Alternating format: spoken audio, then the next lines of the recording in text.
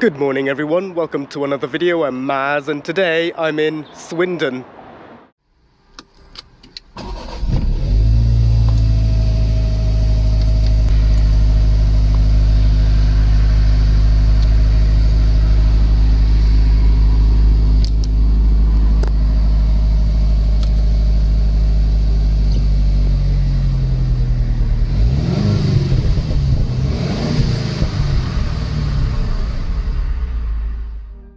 And in today's video, I'll be trying out this Mazda MX-5 ND.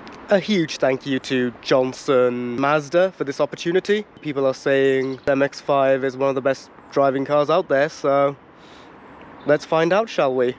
A quick overview, the Mazda MX-5, or Yunus Roadster as it was known in Japan, or Miata as it was known in North America, was launched in 1989. Kind of like Mazda's equivalent to a British Roadster, like an MG, and it was pretty much a huge success for Mazda. And to me, those pop-ups on the NA generation look like they sat a bit too high compared to other pop-up headlight cars at the time. Now, as I mentioned, the original MX-5 was known as the Yunus Roadster in Japan. The Yunus brand was supposed to be Mazda's premium division. They also made the Yunus Cosmo. The Yunus brand was dropped in 1996, so when the NA was dropped, so was the Yunus name. And when the NB MX-5 was launched, it was known as the MX-5 Miata in North America and just Mazda Roadster in Japan. And those names stuck from there on with the NC and this, the ND. And of course this ND was actually a partnership between Mazda and then Fiat Chrysler. Originally the Fiat Chrysler equivalent was supposed to be called the Alpha Spider, but it then ended up being the Fiat 124 Spider as well as an Abarth 124 Spider. Personally, I prefer the styling of the Abarth, or if you're from Italy, Abarth. And this particular generation has been around since 2014 as well as the 124, though the 124 was dropped around 2018, with this still being made today. So coming to the front now, this era of Mazda does look very Italian. That probably explains the Mazda and FCA partnership. Also, before the 2008 recession, Mazda were owned by Ford, who also owned Volvo. Now, this particular Mazda has this style key fob, which heavily resembles a present-day Volvo key fob. It even has the buttons on the side. The only difference is that this particular key fob is not wrapped in leather. But yes, back to the design. You still get the signature Mazda smiley grille, as seen on other Mazdas up until recently. Being a front-engine rear-wheel drive car, this has a very long bonnet, and of course power is sent to the rear wheels. Interestingly, there were various concepts of the original MX-5. Some were front-wheel drive, others were mid-engined, but I'm glad that they stuck to this FR layout, or front-engine rear-wheel drive. Coming to the side, these blank panels here are there to cover where the North American mandated reflectors would have been. This particular car has BBS wheels and Brembo brakes. Normally car manufacturers like to stick their own emblems on the center caps, but in this case the BBS brand is still present. This triangular side repeater does remind me of a first generation Ford Focus. Very stylish design and very reminiscent of other roadsters since the 70s. Of course, this particular car is a soft top, and personally I don't think this car needs a tonneau cover at all. And of course, your mandatory rollover hoops. Coming to the back, you do get the convertible aerial. The higher level brake light is mounted on here, and here we are to the rear.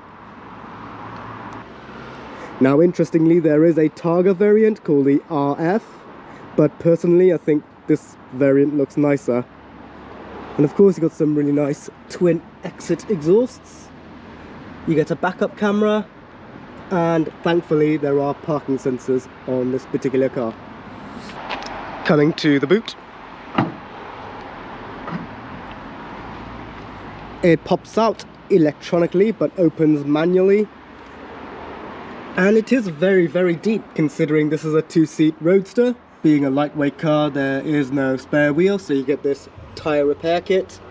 And the benefits of not having a spare wheel is you get some added space, and that's how much this particular car is worth. Also, there's no soft covering on the boot. And of course, this car is called the MX-5 here in Britain. MX standing for Mazda Experimental, and 5 being number 5, as there were 4 other concepts prior to the production variant of the original MX-5. The Mazda emblem, this is the emblem that they've been using since 1997. Originally they had a circle with another circle inside that was supposed to look like a candle flame, but now they've got this one which sort of looks like a bird in the distance. Quickly popping the bonnet. This car is so lightweight there is no struts to hold the bonnet up. This one still uses a manual prop, if you just bear with me a moment. There we go, all propped up, and there is the Sky Active G engine.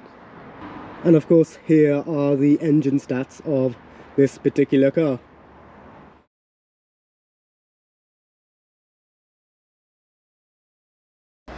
Now coming inside, this car is very, very small and everything feels right next to you.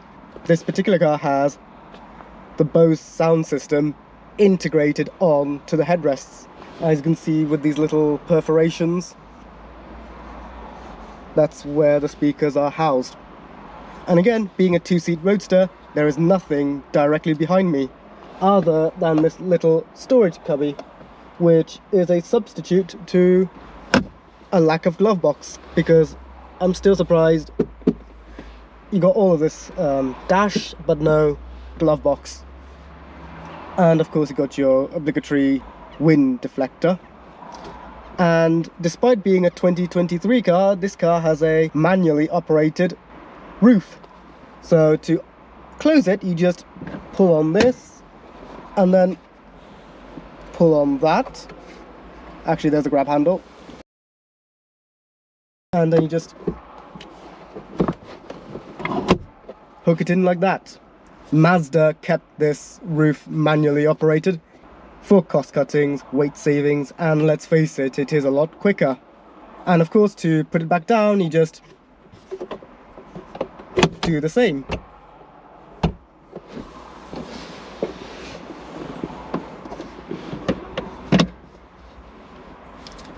Simple. Here is my point of view. I really like the look of this steering wheel, and the leather on the rim does feel very, very nice. I'm guessing this uses Napa leather. The stitching on the wheel is contrast as well. There is even some silver detailings on the prongs. And of course you got the Mazda badge right here. Now if I pan out, this is what the interior looks like on this MX-5. But if you get the Fiat variant, it is exactly the same bar the badge. And if you get an Abarth, you get the bonus of a red rev counter. Stalks are very, very simple and very chunky in this case. You do get contrast colors on this particular one. So they're white on the seats, white on the center part of the doors, but then you also get white on the dash. And on the top half you do get black plastic. They're not the softest material, but they're not too bad. And you do get some exterior color on the door tops and some carbon fiber effects on the door pull. Of course you got your rev counter in the center. Being a sports car, that's what you want right in front of you. And the speedo only goes up to 150. This particular car tops at around 125, pretty much the same as the original MX-5 from back in 1989. And you get a very old-fashioned press button here as I mentioned, no glove box. And this is what the seats look like. You do get a lot of bolsters, but no shoulder supports. And of course there is a little cutout there if you would like to put racing harnesses on. And the mats even say MX-5 on them, and they are very thickly piled for a Mazda. You even get contrast stitching on the edge. Here are your cup holder solutions for this particular car, and they are held down there. And yes, these are factory fitted cup holders. Center console cubby, that's all you get, but you do get some sections for coins. Of course, being a very back to basics sports car, you get a very back to basics manual handbrake with a leather gaiter and contrast stitching both on the gaiter and on the handbrake itself. Interestingly, if you get a left-hand drive car, the handbrake is still on this side. Once again, I'm guessing for cost-cutting reasons. This particular car has a 6-speed manual, and BMW, if you're watching this is how you put the car into reverse. You push down and then you go all the way left. For those who don't know, on a BMW you have to really push it to the left in order to go into reverse. Personally, I do like these round details. So you got the round start stop button, the round air vent, and 3 round dials on the center console. For a convertible, you do get generous sized vanity mirrors. Also, being a very small interior, the transmission tunnel really eats into the driver's footwell area. But that being said, you do get really nice mats once again, and of course a space to put your left foot and some really nice pedals. You get manually adjusted seats, being a car that focuses on lightness. Unfortunately, this car does have some blank switches here and on here. But that being said, you do get heated seats, an aux cable and 2 USBs, and somewhere to store the keys. So let's turn on the accessories. There's the Mazda emblem on the screen, and it's all controlled by this dial here. And nope, this is not a touchscreen. Actually it is, but strangely on newer Mazdas they aren't, and it does make this very microwave-like beep when you operate them. Not sure if I'm looking at the sat-nav or preparing a quick meal, but the sat-nav operates very quickly, but the menus prior didn't, and zoom out is here. And of course we are in Swindon. But that being said, you can just use the shortcut buttons here. So there's home, and then use this dial here to control, which seems to operate a lot quicker. And yes, there is a shortcut button to nav. You get a favorites button here and a very small dial for your volume. But personally, I do prefer using the dial, especially when driving. Now, so it's got Apple CarPlay, but Android Auto is blanked out. I don't know if this means it's an option that needs to be fitted or if it's not available in this car at all. But otherwise, you can just connect your phone to the car's system if you don't like this infotainment system.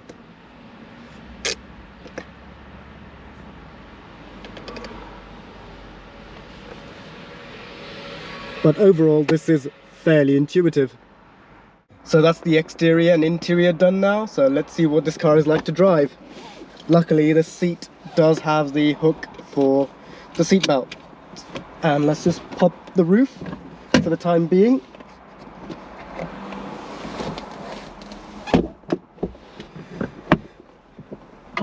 Very sunny here in Swindon. Of course, foot on the brake. Actually, it's a manual, so foot on the clutch. Press the start button, and there's the engine, and the heated seats are on, so let's turn that off. put the windows up. Okay, the windows aren't one touch, so you have to really hold them in place. Just waiting for the revs to drop. It is fairly noisy. So, handbrake down. Yeah, that's one thing I don't like about this particular handbrake. It's a bit too big.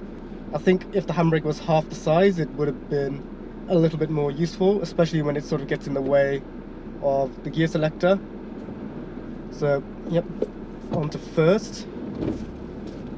Biting point is not the most sensitive. Steering wheel, some people prefer thin rim, but to me it's a bit too thin. It could do with a little bit more thickness. Even the ergonomics of the gear selector is very, very nice. Everything vibrates here, but again, that's all considering the fact it's a Mazda. I can live with the fact in this particular car. It's definitely not a dailyable car. It's definitely not a premium car. But I do think, but now that the CX-60 shows where Mazda wants to go, and they want to become very upmarket, who knows? Maybe the forthcoming MX-5 might be upmarket.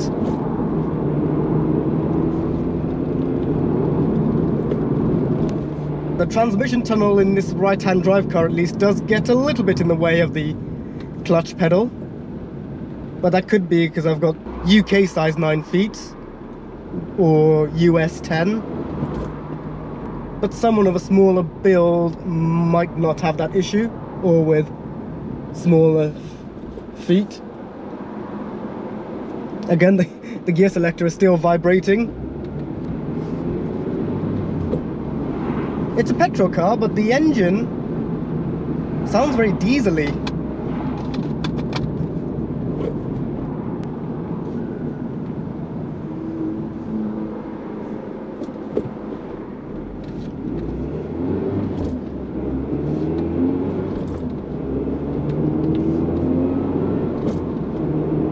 Luckily, in this lesser powered manual car, it's very easy to set off on stop-start traffic in first gear. When I drove that FL5 Type R, acceleration felt so brutal. In that car, you're probably better off setting off at second in regular traffic.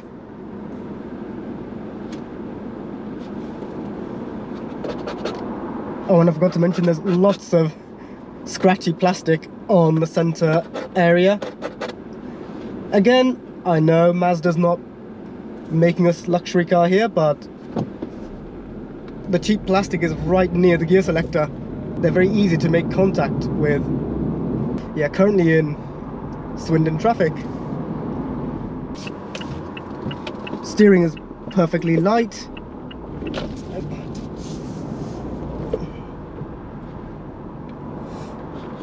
And manual gearboxes can feel notchy at times, but I'm glad to say this one is very, very smooth.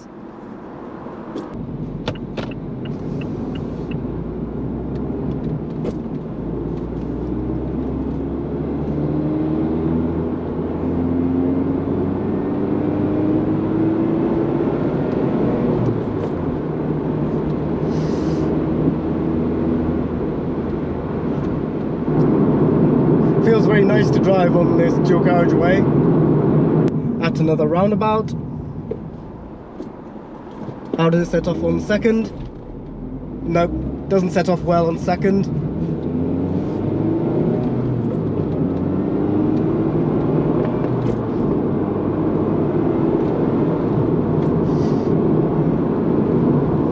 Is this car fun to drive? It most certainly is.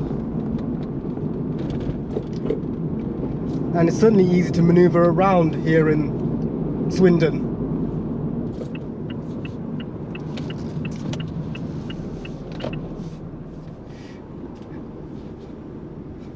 A very small neighbourhood, only one car can fit between two rows of parked cars.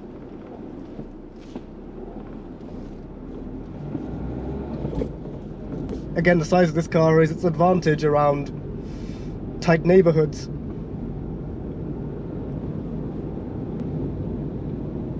And like I said, 2 cars parked on each side, only enough space for 1 car. And now let's take this left turn into a cul-de-sac.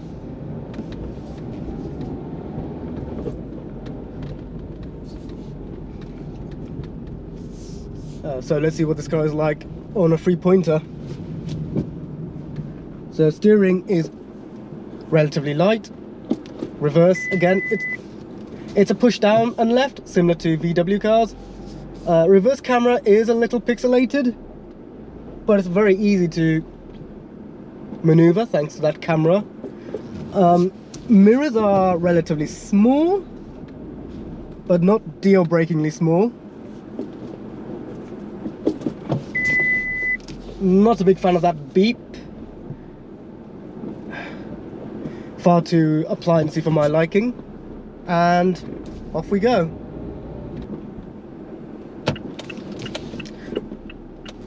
Of course, since we're in Swindon, there is one place I have to take it.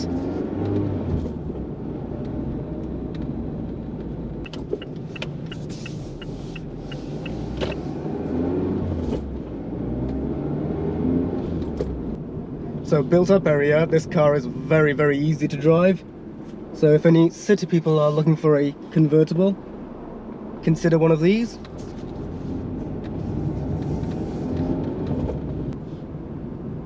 Also, one thing I forgot to mention, this car does not really have any direct competitors. The MX-5 is pretty much in a class of its own.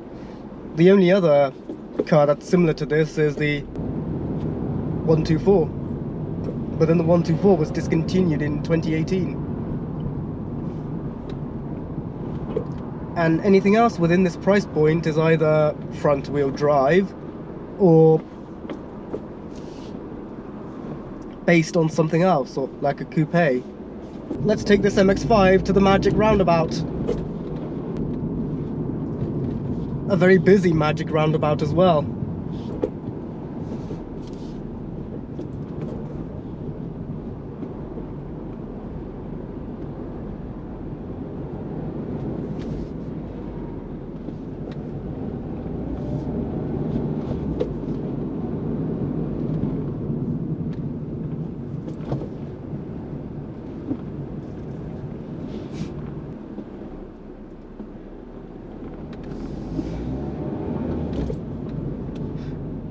Easy, because the Magic Roundabout is not hard at all. Advice for anyone visiting Swindon.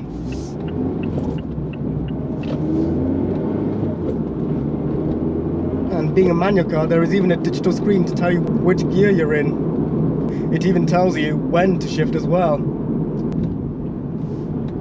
So if you want a good back to basics, throw it around manual car, look no further. Of course you can get an automatic MX-5 as well, but I think you're better off with a manual if you're able to. Despite being a manual car, there is even stop start, and to set off again you just put your foot on the clutch.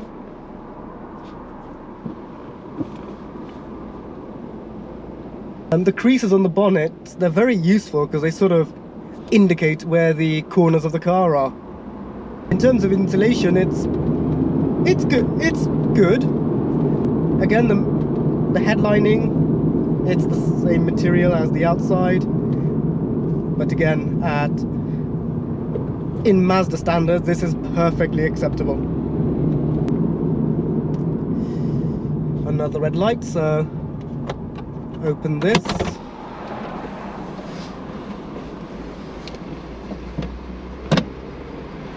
There we go. Wind in the hair. Cruising down Swindon.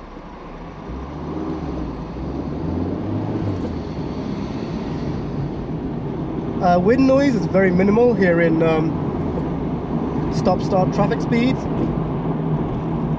And maybe it's just the height of me that the window is still high enough that I don't feel any excessive wind getting into my hair. And of course, now that the roof is down, rearward visibility is dramatically improved.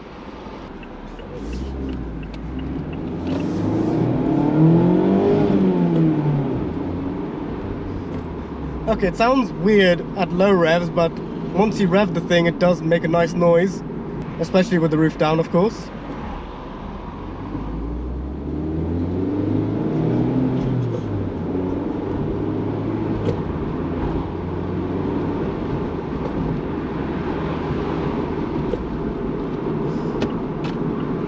Onto the 419. And of course, time to get onto the national speed limit zone. This particular car even has blind spot monitoring. Even though this particular car has 6 gears, it's still screaming at 2,700 revs on top gear.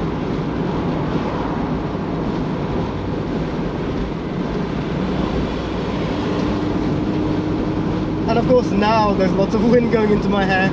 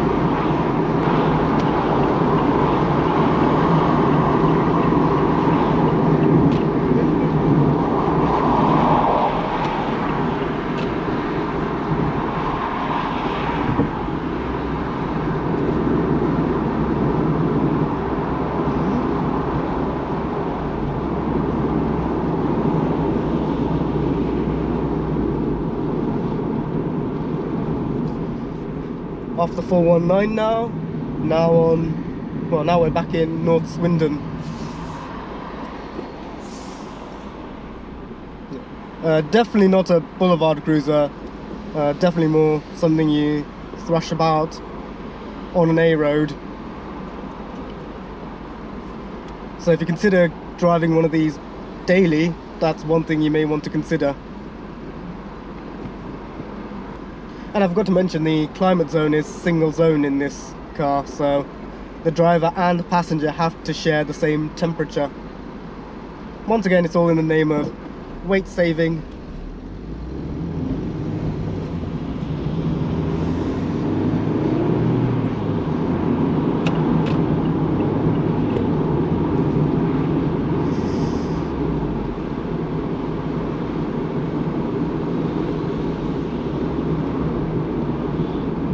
Despite me not recommending,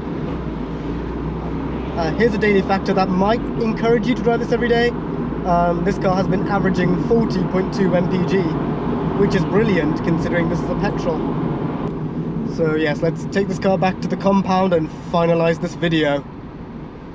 So that's it for today's video. I hope you enjoyed watching me try out this Mazda MX-5 ND. Like the video if you enjoyed it, subscribe if you are new, ring the bell to stay up to speed, and I'll see you guys next time. Cheers.